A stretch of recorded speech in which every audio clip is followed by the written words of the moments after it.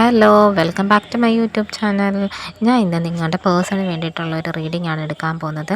എന്തൊക്കെയാണ് നിങ്ങളെപ്പറ്റി ചിന്തിക്കുന്നത് ഈ റിലേഷൻഷിപ്പിൽ അവരുടെ ഫ്യൂച്ചർ, അതിനെ പറ്റിയിട്ടൊക്കെ ഉള്ളൊരു റീഡിംഗ് ആണ്. അപ്പം നമുക്ക് റീഡിങ്ങിലേക്ക് പോകാം.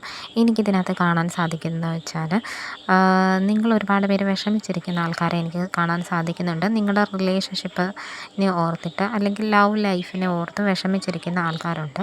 അങ്ങനെ ഓർത്തിരിക്കുമ്പോൾ പോലും നിങ്ങൾ നിങ്ങളുടെ കാര്യങ്ങൾ മറന്നു പോകുന്നു എന്നാണ് യൂണിവേഴ്സ് എനിക്കിതിനകത്ത് കാണാൻ സാധിക്കുന്നത്.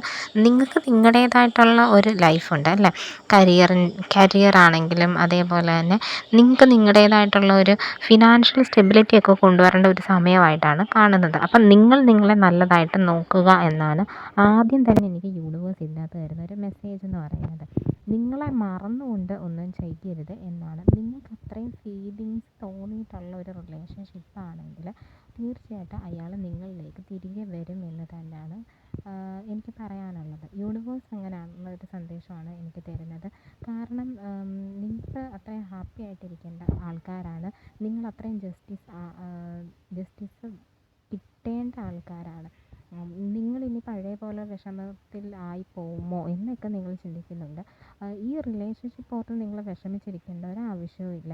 നിങ്ങൾക്ക് തോന്നിയ അതേ ഫീലിങ്സ് തന്നെയാണ് ആ വ്യക്തിക്കും തോന്നിയിരിക്കുന്നത്. നിങ്ങൾ തമ്മിലുള്ള ഫീലിങ്സ് എന്ന് പറയുന്നത് മ്യൂച്വൽ ആയിട്ടുള്ള ഒരു ഫീലിങ്സാണ്. അതുകൊണ്ട് തന്നെ എന്താ പറയുന്നത്, ഇത് ഡിവൈനായിട്ട് നിങ്ങൾക്ക് തന്നൊരു റിലേഷൻഷിപ്പുമാണ്. എനിക്ക് തോന്നുന്നത് നിങ്ങൾ അങ്ങനെ ആയിരിക്കും. നിങ്ങൾ കണ്ടുമുട്ടിയത് തന്നെ ഒരു റിലേഷൻഷിപ്പ് വേണമെന്ന് ആഗ്രഹിച്ചിരുന്ന സമയത്തൊന്നും ആയിരിക്കത്തില്ല ഈ ബന്ധം വന്നത് പോലും. അപ്പം തീർച്ചയായിട്ടും ഈ ഒരു റിലേഷൻഷിപ്പിനെയോ ഈ ഒരു സമയത്തിനെയോ നിങ്ങൾ സംശയിക്കേണ്ട ആവശ്യമില്ല. ചിലരൊക്കെ എനിക്ക് മാത്രം എന്താ ഇങ്ങനെയെന്നൊക്കെ ചിന്തിക്കുന്നുണ്ട്. അങ്ങനെയുള്ള ചിന്തകളൊക്കെ ഉപേക്ഷിക്കണം എന്ന് തന്നെയാണ് പറയുന്നത്.